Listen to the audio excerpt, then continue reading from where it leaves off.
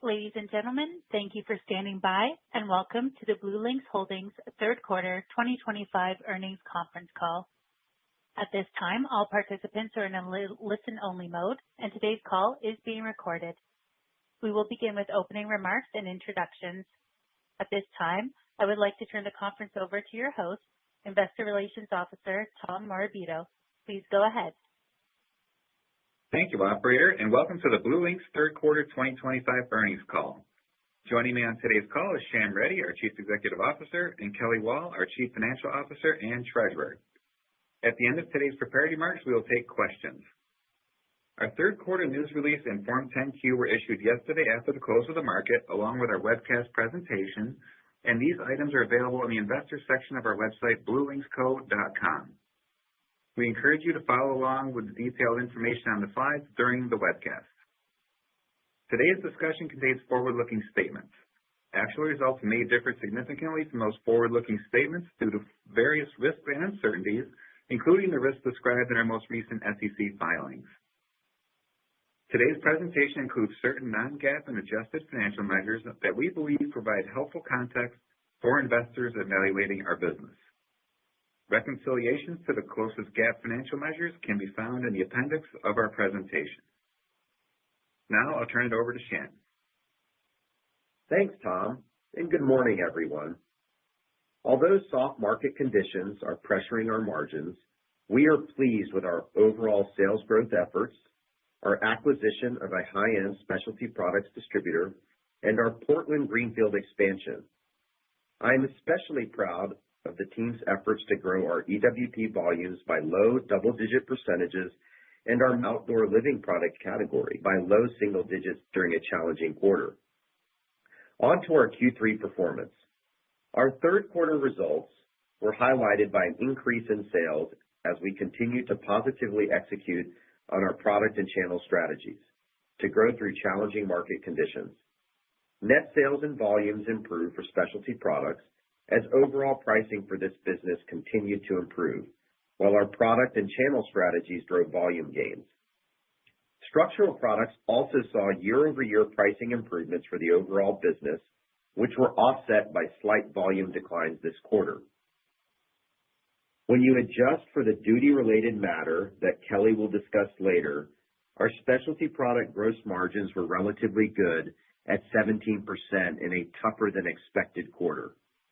Importantly, we announced the exciting acquisition of Disdero Lumber Company, a specialty products distributor. Operating since 1953 and based just south of Portland, Oregon, Disdero is a value-added distributor focusing on premium and higher-margin specialty wood products. I will offer some additional details on this transaction in a moment. We're continuing to create demand for our products through builder pull-through programs and value-add services, along with dedicated efforts focused on national accounts and multifamily opportunities. This strengthens our value proposition for customers and suppliers, helps us deepen our market presence, and supports our product and channel expansion strategies.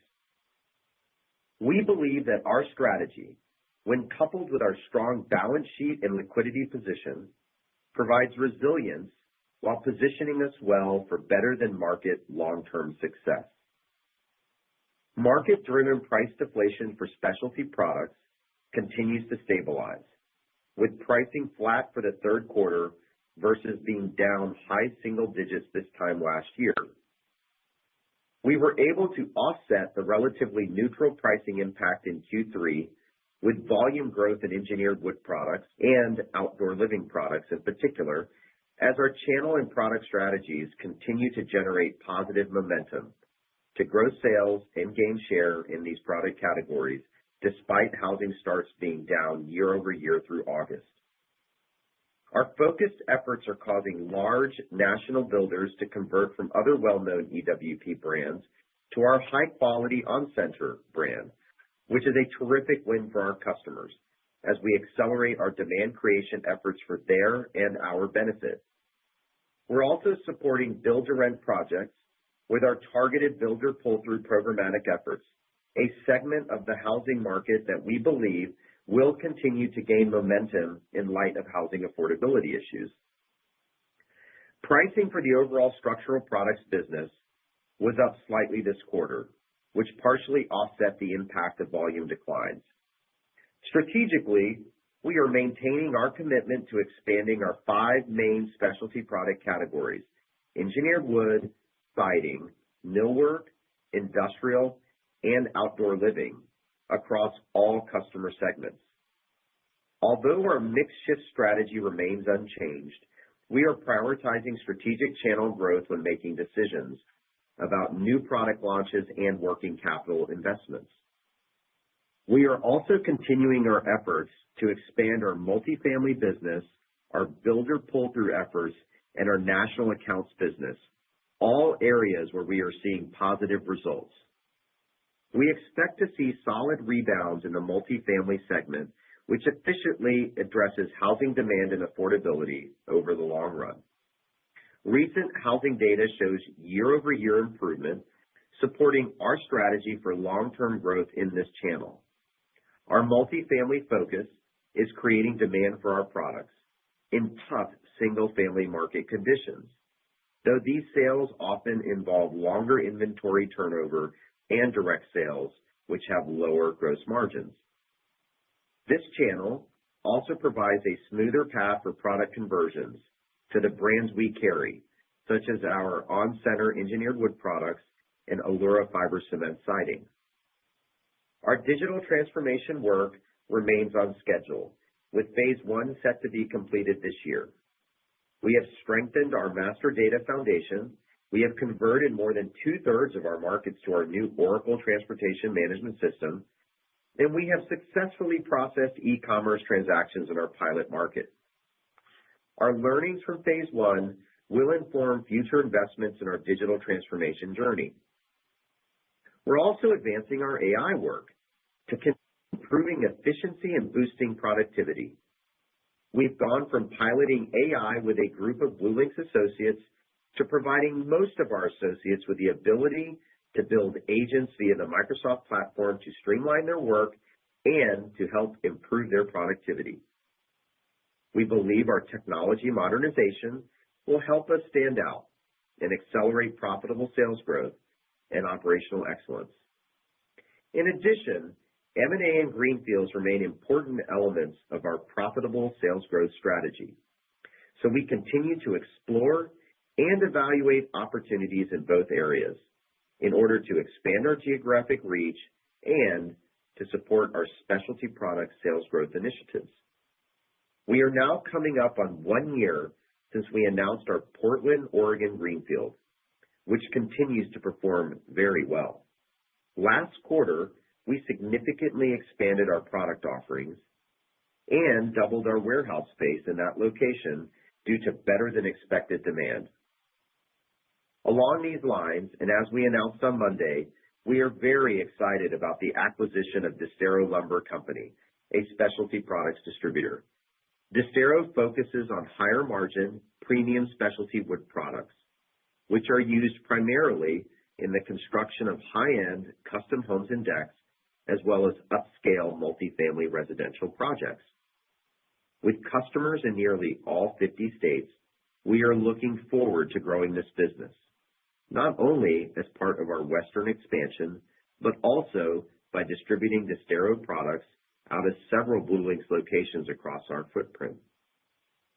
We also plan to offer many of our core specialty products to Disdero's existing customers. The acquisition directly addresses several of our key strategies, such as shifting our product mix increasingly toward higher margin specialty products, supporting growth in the multifamily channel, and to expanding our business in the Western United States. We are also pleased that the highly experienced Disdero team will be staying on with BlueLinx. Combining Disdero with BlueLinx's long-standing customer and supplier relationships, nationwide scale, and overall financial strength should result in a significant expansion of this successful business. Now, turning to our third quarter results. We generated net sales of $749 million, and adjusted EBITDA of $22.4 million for a 3.0% adjusted EBITDA margin. Adjusted net income was $3.7 million or 45 cents per share. Specialty products continued to account for approximately 70% of net sales and over 80% of gross profit for Q3. Specialty product net sales increased slightly year over year due to strong volumes in engineered wood products and outdoor living products. Unfortunately, price deflation in EWP partially offset the benefits of our net sales and volume increases in this category. Gross margins for specialty product sales came in at 16.6%, which as reported was below our expected range and due in part to a duty-related adjustment that Kelly will discuss in a moment. Excluding that duty-related adjustment, our gross margins would have been 17%. Our commitment to business excellence ensures solid gross margins, even in challenging markets. By leveraging our diverse customer base, broad geographic reach, product assortment, multifamily and builder pull-through capabilities, and large scale, we can deliver greater value to our customers and suppliers and remain well-positioned for long-term success. It is important to note that while industry-driven specialty products price deflation in certain categories continues to adversely impact our top line and our cost of goods sold, the price declines overall continued to improve and were flat in Q3, compared to prices being down high single digits this time last year. We are optimistic that specialty pricing volatility will continue to stabilize. Despite our success, higher profitable sales growth may be adversely impacted by tariffs, high mortgage rates, and general economic uncertainty, which I will briefly discuss in a minute. Structural product revenues decreased slightly year over year, largely due to price declines in panels, combined with modest volume declines in both lumber and panels. These volume declines were due to continued challenging market conditions. For the quarter, industry average lumber prices were up 6%, while panel prices were down 14% year over year. We once again leveraged our disciplined approach to inventory management and our centers of business excellence to effectively manage margins in our structural product categories. Our financial position remains strong, and our significant liquidity gave us the flexibility to return capital to shareholders by repurchasing $2.7 million of shares in Q3. Combined with our new $50 million share repurchase authorization announced last quarter, our total current availability is $58.7 million. Now let's turn to our perspective on the broader housing and building products market. As you all know, the housing market continues to be soft, which is impacting the building materials and distribution sector. Broadly speaking, housing affordability, elevated mortgage rates, short-term interest rates, construction labor availability, inflation, consumer confidence, and other factors continue to affect the housing and repair and remodel markets. The uncertainty being generated by government policies and the adverse impact of the macroeconomic environment on building materials should be short-term in nature, as the long-term fundamentals of housing are strong enough to drive demand when the market recovers. Currently, the U.S. is 4 million homes short on supply, which is clearly positive for the building product sector. And with the average age of a home at 40-plus years old, it's clear that homeowners will need to make improvements to their existing homes or buy new homes, which will drive greater repair and remodel activity. August total housing starts, which is the latest data available due to the government shutdown, were down nearly 6% year over year. And single-family housing starts were down nearly 12% from August 2024. Builders' confidence and consumer sentiment levels are also down significantly compared to this time last year. By comparison, multifamily housing starts were actually much higher on a year-over-year basis, serving as a catalyst for our strategy. Although the total starts are down, our product and channel strategies are leading to gains in a contracting market due to sales growth tied to success with our product expansion, builder pull-through, multifamily, and national accounts efforts. While interest rates have been improving and thus helping with the affordability issue, consumer sentiment being down over 20% year-over-year remains a real concern. During the quarter, I spent a great deal of time meeting with customers and suppliers in markets all across the country, and the general tone continues to be one of near-term uncertainty coupled with longer-term optimism. As we have said before, several sources have estimated that more than 1.5 million homes need to be built every year for the next 10 years to meet the anticipated housing demand, and that may be a conservative number. Repair and remodel spending continues to be soft due to low existing home sales. Despite this softness, our strategic focus on national accounts is enabling us to grow this segment of pro business at scale. As housing activity increases, we believe the investments we're making today will accelerate our growth efforts in the repair and remodel pro business when it recovers.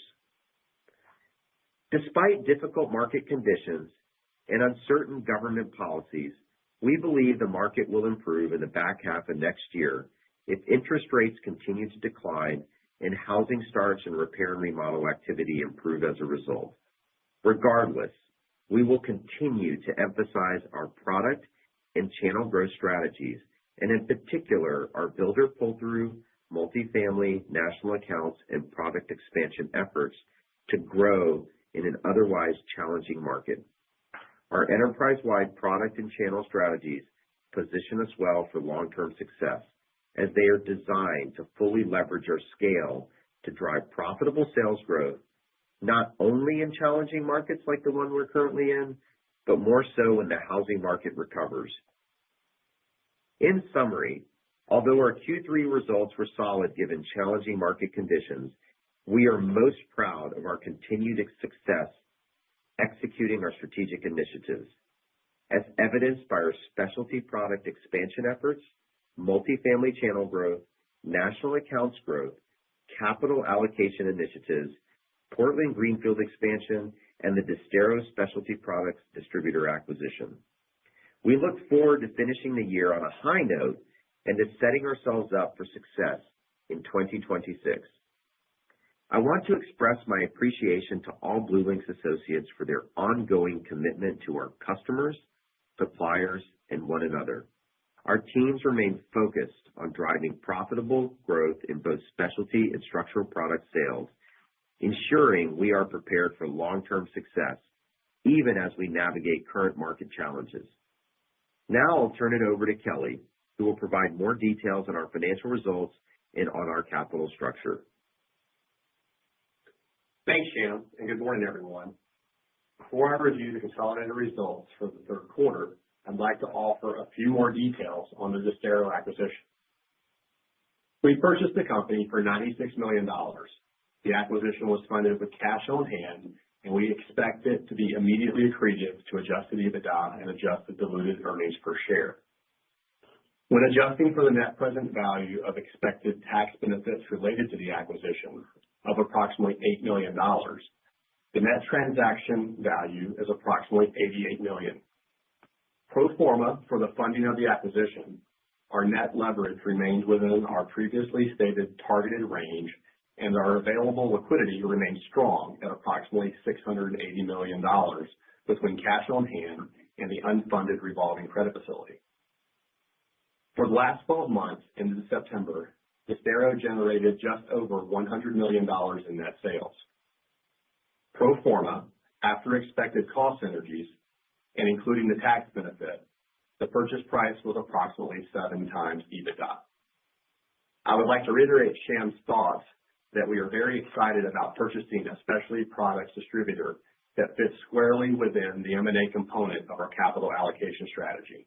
and believe it will significantly benefit both our customers and suppliers as we offer the Disdero products across the existing BlueLinx branch network and continue expanding in the western part of the U.S. We are also excited about the talented and experienced group at Disdero that is joining the BlueLinx team. Turning now to our third quarter results. Overall, our specialty products business delivered solid volume growth in a challenging macro environment, while structural products volumes were lower year over year. Net sales were $749 million, up slightly year over year. Total gross profit was $108 million, and gross margin was 14.4%, down from 16.8% in the prior period. Our results for specialty products reflect an adjustment for import duty-related matters incurred in prior periods.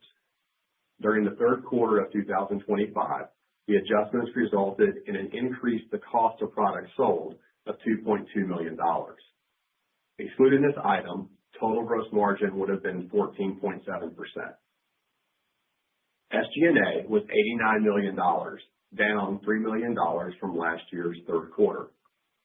This decrease was mainly due to lower incentive compensation expense in the current period related to our year-to-date financial performance, partially offset by increased sales and logistics expenses driven by our strategy to grow sales in the multifamily channel and expenses associated with our digital transformation initiatives. Given the challenging demand environment, we continue to focus on rigorous expense management and opportunities to further operational efficiency.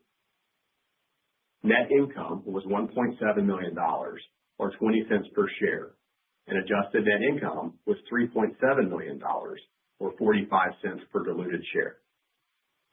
We had an income tax benefit for the third quarter of $300,000, due in part to deductions related to stock-based compensation. For the fourth quarter, we anticipate our tax rate to be between 27 and 31%. Adjusted EBITDA was $22.4 million, or 3% of net sales, and includes the unfavorable duty-related matter. Not including this adjustment, adjusted EBITDA would have been $24.6 million, or 3.3% of net sales.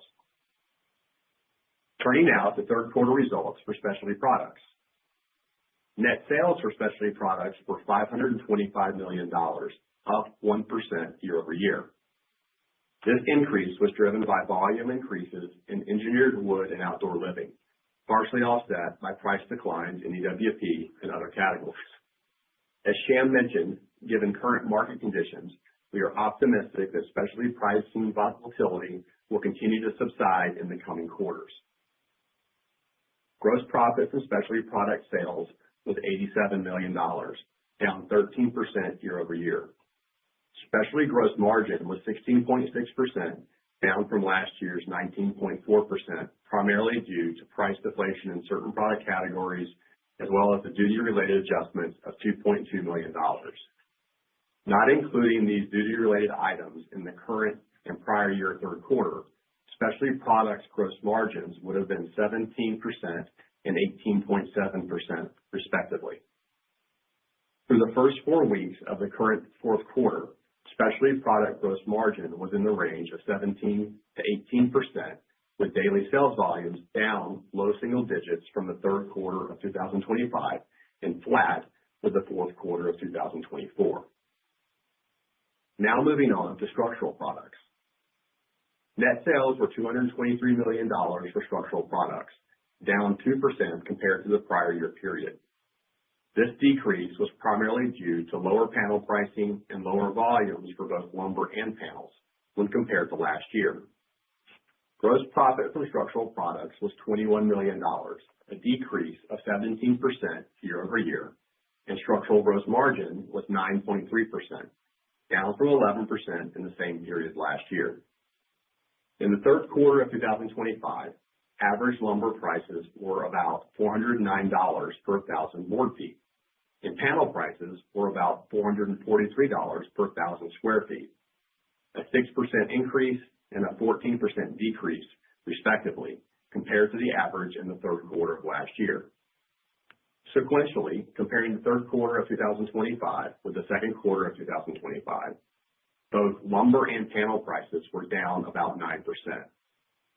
Through the first 4 weeks of the current fourth quarter, structural products gross margin was in the range of 8 to 9%, with daily sales volumes up low single digits versus the third quarter of 2025 and down mid-single digits compared to the fourth quarter of 2024.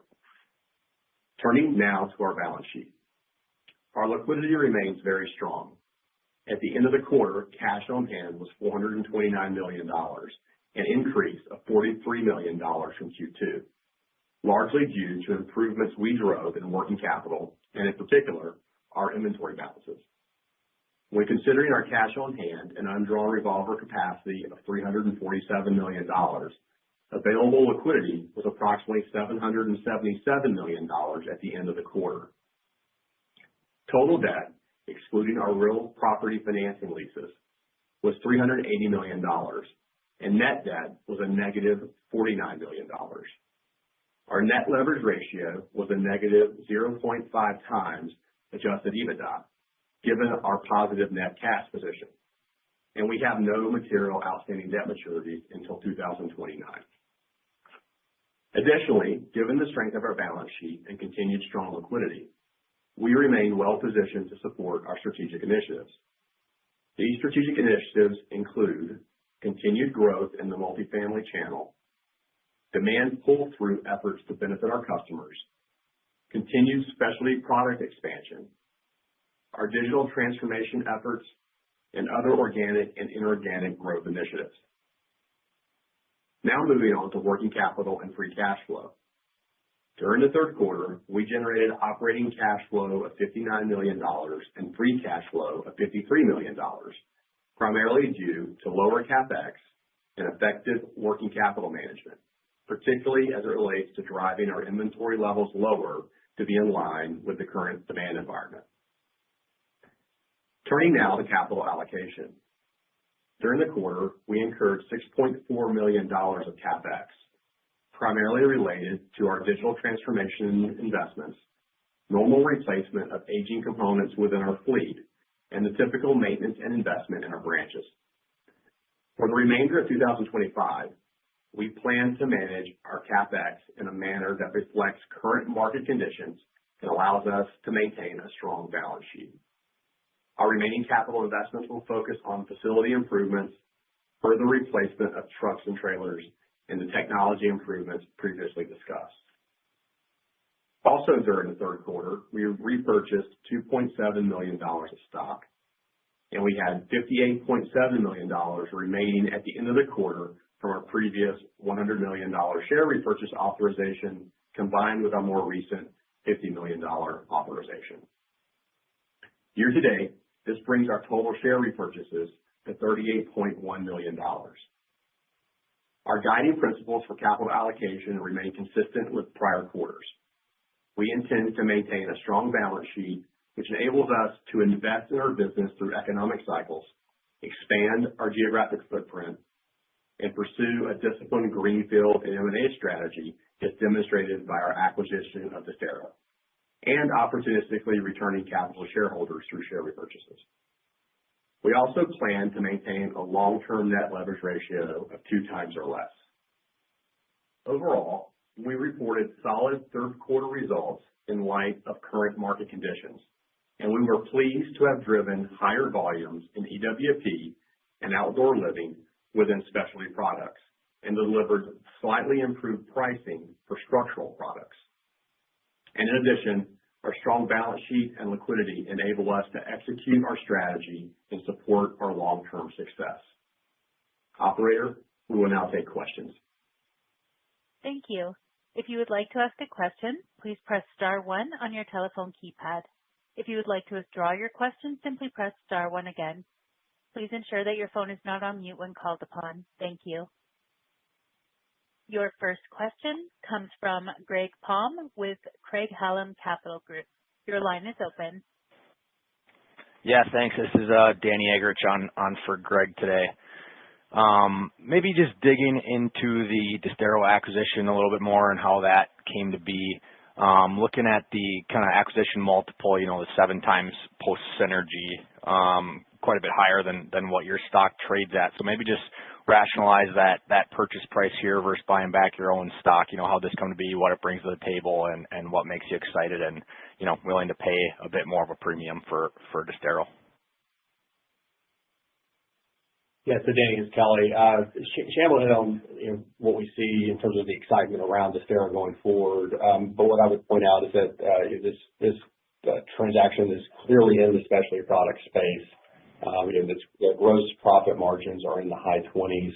And then we see an opportunity to, not only on the cost synergy side of about $1 million, but we've got 1 to 3 million of cost synergies revenue synergies that we see over time as we roll their products out across certain of our branches. So the fact that this is a higher margin business that fits well within our strategy to grow specialty products, and then the upside potential that we see in this business going forward is what helped us ultimately be comfortable with the purchase price we're paying. Yeah.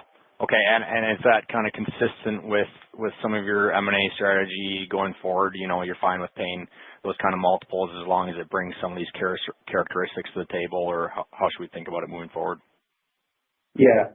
So yes, I mean, if you recall, when we developed the M&A strategy, the idea was, okay, let's get more focused on what's going to support the overall strategy of the business in order to leverage, expand upon our scale. So first and foremost, geographic expansion.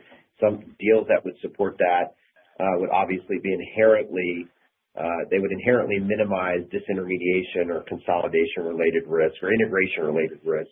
Secondly, when you look at the specialty mix shift, we started going after primarily specialty products distributors, and Disdero fits right in that. Their specialty product offering is very much two-step distribution friendly, has high stickiness with customers, and supports high-end builders and high-end repair and remodel projects through our customer base. What this multiple does not take into account are the commercial synergies that we expect to generate over time. We took a very conservative approach on our expression of the pro forma multiple post-expense synergies.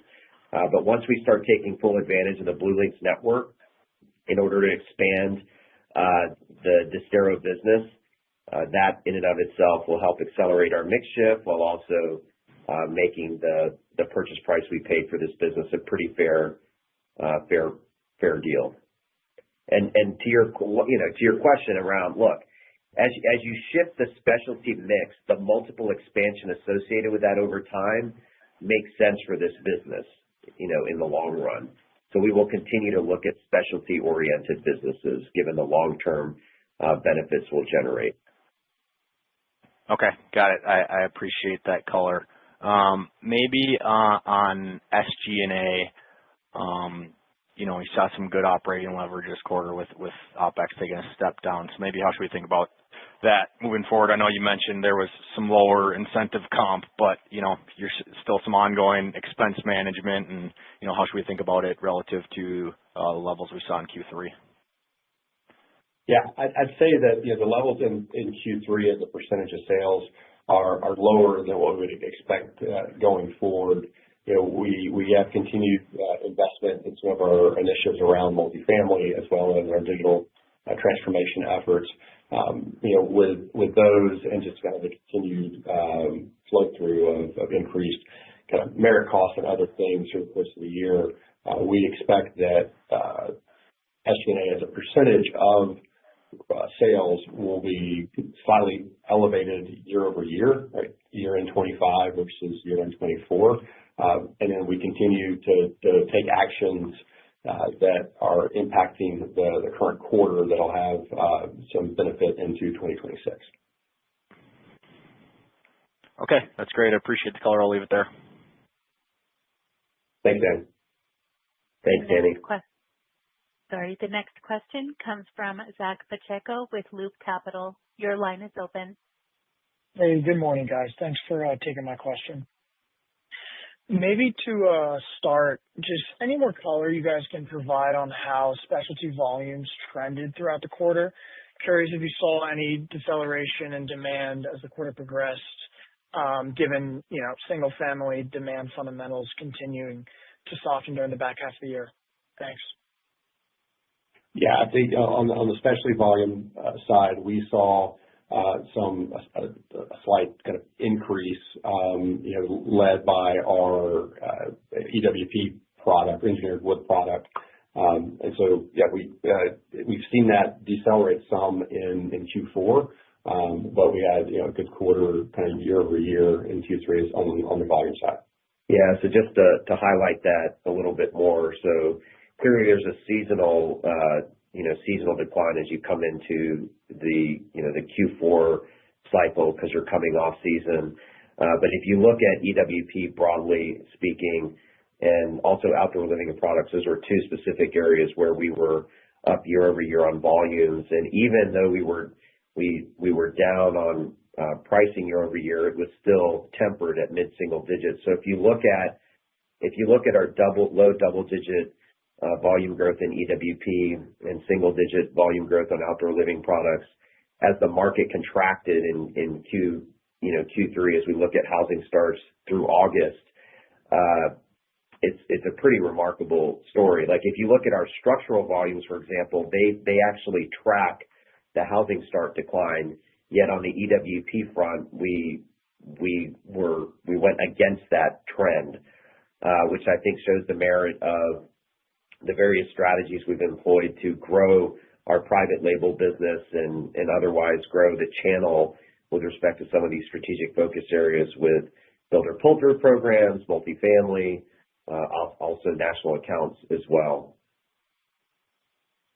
Okay, that makes sense. Yeah, and then maybe just more generally speaking, what you guys are seeing from, the regional and independent builders, again, assuming they continue to trail the large publics, given they're more sensitive to higher rates. But I guess on that, just any internal initiatives or thoughts on how to increase share with the large publics. Thanks. Yeah, I mean, look, we have one of the reasons we know we're gaining share or winning on the EWP front in particular is we've developed programs with large publics as well as regional builders, and in head-to-head matchups, we're preserving existing business and winning new programs. And then if you think about that in the context of our overall pricing only being down kind of mid-single digits, which we believe is better than what we've seen publicly and what we're hearing privately relative to our competitor set, shows that we are doing, we're continuing to progress our efforts with these builders. So although they are contracting to some degree, we are actually performing very competitively and picking up more of that overall wallet across multiple regions, with some regions being higher than others. So for example, in the South, we've been fairly successful. In some regions like the Northeast, you have a much lower big builder or regional builder presence or more custom home builders. But again, given the economics up there, that market is actually doing well because custom home builders are still doing well. I'll pass it on. Thanks. Thanks, Zach. The next question comes from Reuben Garner with Benchmark. Your line is open. Thanks. Good morning, everyone. So if I'm understanding it correctly, on a kind of a clean basis, the specialty gross margin was 17% in the third quarter. You're seeing a little bit higher than that to start the fourth quarter. What exactly is driving that uptick? I think, and correct me if I'm wrong, but at least in recent history, the fourth quarter tends to have a lower gross margin profile in specialty than the third. Is there anything kind of unique that happened in the third quarter or to start the fourth that's driving that dynamic? Yeah, I think, in the fourth, or in the third quarter, we saw, rebate and kind of deviation activity a bit lower than prior periods as well. And what we're seeing in Q4 is that at more normal levels going forward, right? So That uptick in Q4 is just, again, as we are ending the year, right, and we're kind of recognizing those benefits to our cost of products on the rebate side.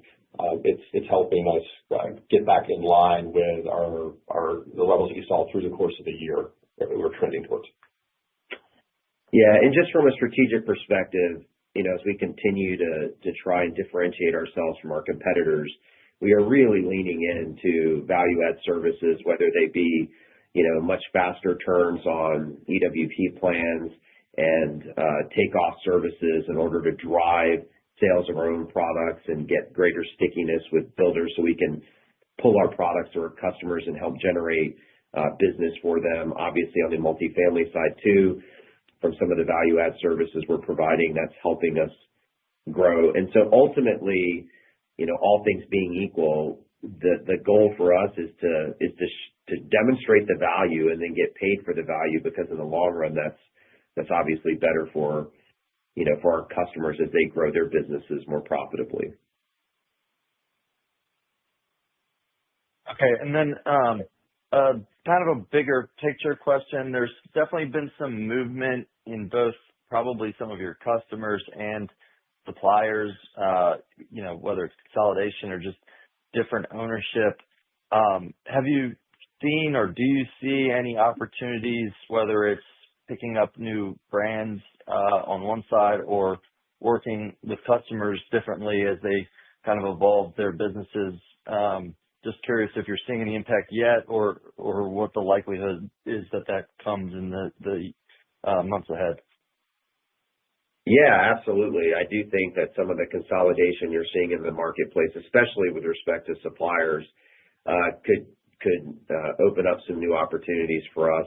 At the same time with customers, I mean, the value add services we're providing, let's take multifamily, for example. Many of our smaller customers and medium-sized customers, they don't have multifamily capabilities, whereas we do. I mean, we've made investments across the network on top of what we've done in, at corporate to really drive demand for our products through their business, because we will not break channel, but we are determined to help our customers succeed, and to the extent we can leverage the investments we make at scale to do that, the better off everybody else is. So I think that, and by the way, that multifamily channel also allows us to take advantage of some of the disruption you're referring to, whether it be on the customer side from a consolidation perspective or on the supplier side from a brand perspective.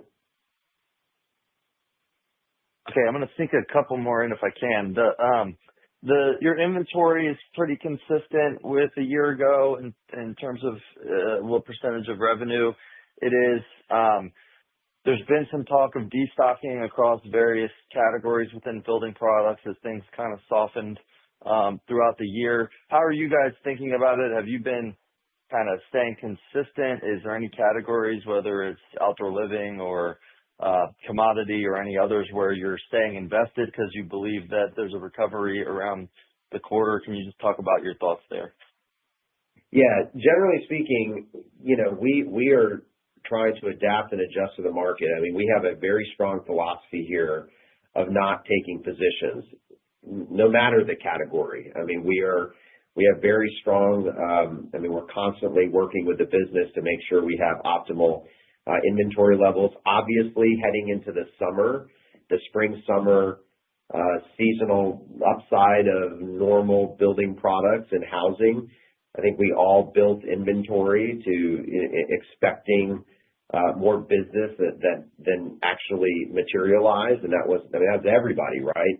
And so over the course of the summer, heading into the fall, we have been very disciplined around our inventory management in taking into account what we had planned for. So we will not, there is no build it and they will come. I mean, I think we have a very smart strategic approach that's very disciplined around both specialty and structural inventory management.